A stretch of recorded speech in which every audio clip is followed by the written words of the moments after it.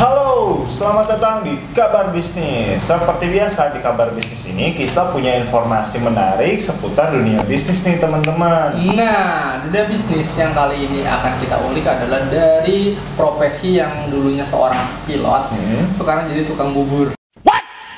Wah, oh dari pilot jadi tukang bubur. Iya. Ada apa nih? Ada apa nih? Gitu. Ya seperti kita tahu, wisata kita lagi turun-turunnya ya. No, God, please, no, no. Karena pandemi dan mungkin ada beberapa pilot yang mungkin sementara di-off-kan dulu ya dari pekerjaannya otomatis seperti itu. Nah, tapi beberapa pilot ini malah berinovasi dan take action, tidak menyalahkan keadaan. Mantap.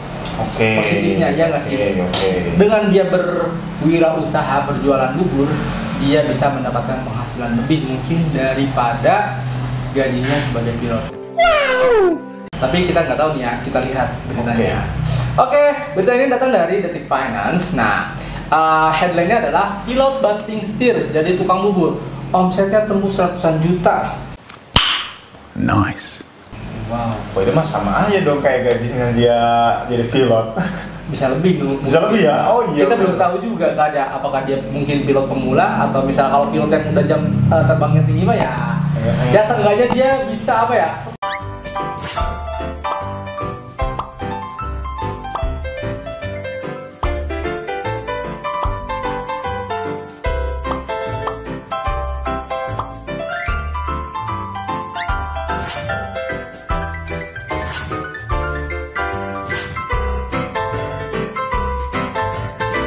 Tetap menghasilkan uang dibandingkan diam saja di rumah seperti itu.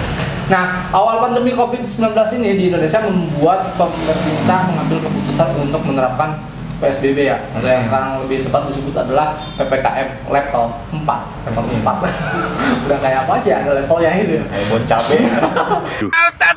Hal ini berdampak pada semua sektor, termasuk transportasi dan udara seperti itu.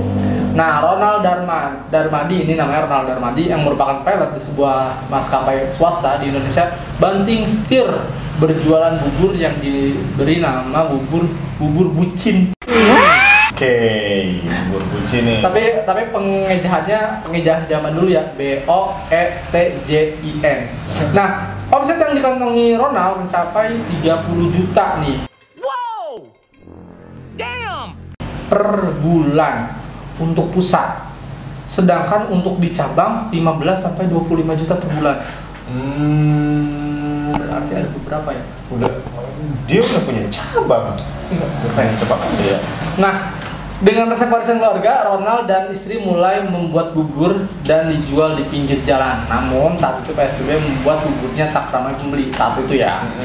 Nah, karena kan orang juga pada di rumah aja, jadi waktu itu kita jualan gak terlalu ramai. Akhirnya coba jual pakai aplikasi ojek online. Nah, Iya. ini nih yang perlu ditiru ketika memang ada kendala, ketika memang PSBB seperti ini tidak boleh berkerumun. Kalian harus berinovasi nih, jangan sampai kalah dengan keadaan. Oke, nggak boleh berkerumun, tetap kalian bisa jual dari rumah mungkin ya. Betul. Iya. Dan melakukan sistem takeaway atau pemesanan via WhatsApp atau mungkin via ojek online seperti itu. Nah, sekarang banyak cara lah dengan kita memanfaatkan teknologi gitu kan ya. Seperti itu. Nah, dari yang awalnya hanya terjual 5 sampai 10 mangkok, sekarang bisa mencapai 50 mangkok dalam satu hari. Mantap. Dulunya dia hanya bisa 5 sampai 10 mangkok, tapi sekarang wow, 50 mangkok dalam satu hari. Nah, dia menyebut yang membedakan bubur bucin dengan yang lainnya adalah potongan daging ayam dan daging sapi yang dicincang. Rasanya seperti Anda menjadi Iron Man. Nah, ini value perlu kalian perhatikan juga. Ketika kita membuat sebuah produk, kalian harus mempunyai kelebihannya apa sih bubur ini? Iya, dibandingkan dengan yang lainnya. Soalnya saingnya tuh banyak. Apalagi bubur ya. Nah, kalau ini bisa ditiru nih, mungkin ada 2 topping dalam satu bubur. Itu kan bubur daging apa tadi? Daging ayam sama daging sapi. Sapi yang dicincang ya. Yang dicincang. Nah, lalu ada cakwenya, kemudian ada crunchy crispy ball dan telur rebus. Wah, lengkap banget ini mah. Ada cakwe, ada daging ayam, daging sapi, crunchy crispy ball dan telur rebus. Nah, kendala yang dihadapi ternyata walaupun kita sudah berinovasi, ternyata masih ada kendala nih. Ini jangan patah semangat nih buat teman-teman UMKM. Ada kendala juga nih dia dalam menjalankan bubur bucin ini. Kendala yang dihadapinya adalah dalam proses penjualan bubur ini adalah pemasaran.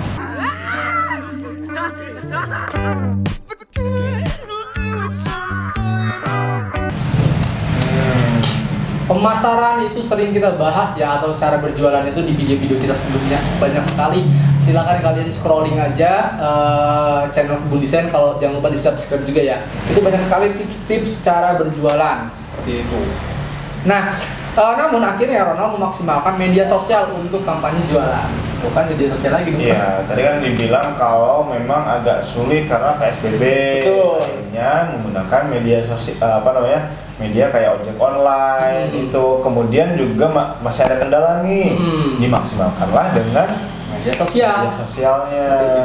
Good job. Jadi kalian kalau sekarang punya produk, walaupun kalian sudah punya tempat offline-nya, misalnya punya ruko, punya gerobaknya, kalian harus juga bikin tempat online-nya. Betul. Tempat online itu apa aja, Nu? Bisa sosial media seperti Instagram, kayak gitu. Facebook, Twitter, atau misalnya kamu butuh media edukasi, bikin YouTube sekalian. YouTube-nya. Atau misalnya kalian pengen langsung dapat feedback dari customernya, bisa langsung buat websitenya, ya enggak? Biar data-data si customer yang menghubungi itu terekam. Siap. Betul. Bisa Oke, lanjut lagi ya. Sekarang si Ronald ini dengan pemasaran media sosial yang canggih sudah memiliki 60 cabang kemitraan bubur bucin setelah pelonggaran PSBB lalu ya. Pada saat pelonggaran dulu dia sudah mulai kembali terbang. Mantap nih. 60. Ya kan ini dia mulainya itu kayaknya semenjak pandemi ya. Iya. Berarti udah kisaran baru 2 tahun nih. Iya. 2 tahun udah punya 60. Gokil banget sih. Tapi mungkin dari peluangnya emang bubur menjanjikan sih ya, karena kan orang pagi-pagi pengen Sarapan yang cepat.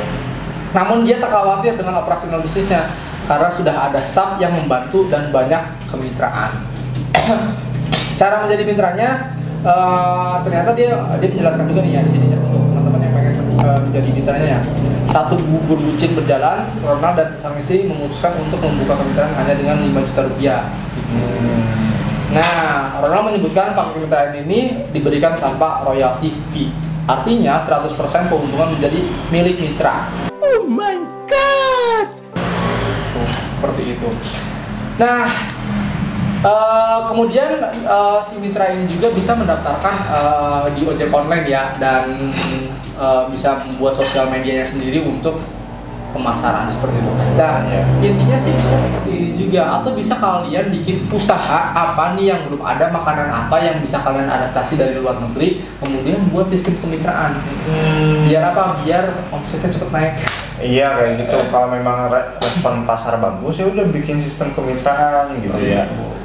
Nah, itu dia salah satu inspirasi bisnis buat teman-teman ya. Jadi yang bisa kita ambil adalah walaupun kita sekarang bekerja sedang banyak-banyak PHK ya, atau yang di-off-kan, kita jangan tinggal diam, karena kita pun tetap hidup untuk kedepannya gitu. Ya, kita bisa belajar banyak hal gitu lah, dari hal-hal yang misalkan lagi direhatkan atau apa gitu ya, yang akhirnya bisa jadi penghasilan kita gitu. Seperti itu. Penghasilan kita kayak gitu ya. Oke teman-teman, mudah-mudahan suka dengan video ini. Silahkan di like, di komen, di subscribe, dan jangan lupa di share biar video ini lebih bermanfaat buat yang lainnya. Iya betul. Oke, thank you, sampai jumpa di vlog kita selanjutnya. Bye bye.